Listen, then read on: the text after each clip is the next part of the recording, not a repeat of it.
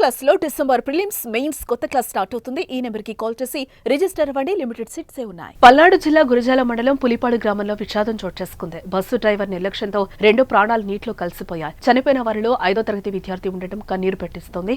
ఓ school bus Pulipadu గ్రామం నుండి school విద్యార్థులతో దాచేపల్లికి వెళ్తుంది. ఆ సమయంలో స్కూల్ బస్ రేడియేటర్ లో మంటలు చెలరేగాయి. దీంతో విద్యార్థి సుభాష్ ను పిలిచి నీళ్లు తేవాలంటూ పక్కనే ఉన్న కుంట దగ్గరికి పంపించాడు. అయితే ఆ విద్యార్థి డబ్బా తీసుకుని పొలంలో ఉన్న కుంట దగ్గరికి వెళ్లాడు. అక్కడ డబ్బాలో నీళ్లు నింపుతూ విద్యార్థి కుంటలో జారిపడ్డాడు. ఈత రాకపోవడంతో కేకలు వేస్తూ నీళ్లలో మునిగిపోయాడు. దీంతో అతన్ని కాపాడటానికి బస్సు క్లీనర్ అక్కడికి వెళ్లాడు.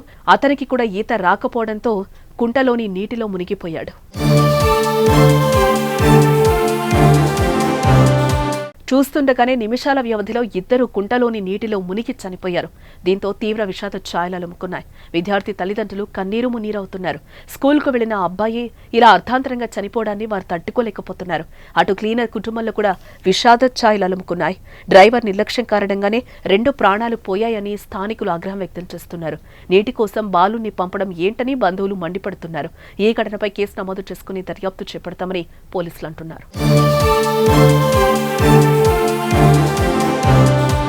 శ్రీ చైతన్య టెక్నో స్కూల్ దాచేపల్లిలో ఉన్న స్కూల్ కి పిల్లల్ని తీసుకెళ్తూ యథావిధిగా స్కూల్ బస్ వెళ్ళడం జరిగింది. ఆ టైంలో పుల్లిపాడు రోడ్ లో రేడియేటర్ లీక్ అవుతుందని చెప్పి డ్రైవర్ బస్ ఆగిపోయింది. ఆగిపోయిన తర్వాత క్లీనర్ వాటర్ తీసుకొని రావడానికి బాటిల్స్ తో వచ్చున్నాడు. ఆయనతో పాటు ఒక 2 చిన్నపిల్లల్ని తోడుగా తీసుకొని వచ్చున్నాడు వాటర్ కోసం. ఆ తర్వాత ఈ నర్సరీ ఏదైతే ఉందో ఈ నర్సరీ దగ్గర ఈ ఇంకుడు గొయ్యిలాగా ఒకటి పెట్టుకుని ఉన్నారు వాటర్ ని స్టోర్ చేసుకోవడానికి. అందులో మంచి వాటర్ ఉంటది కదా, దొరుకుతుంది అని చెప్పి క్లీనర్ వాటర్ కోసం దిగాడు. దిగి తీసిచ్చే క్రమంలో ఆ పిల్లోడిని తీసుకొని అందుకోమని చెప్పగానే ఆ పిల్లోడు షూ వేసుకొని ఉండడం వల్ల కిందకి పట్టా మీదకి రావంగానే జారిపోయాడు పిల్లోడు.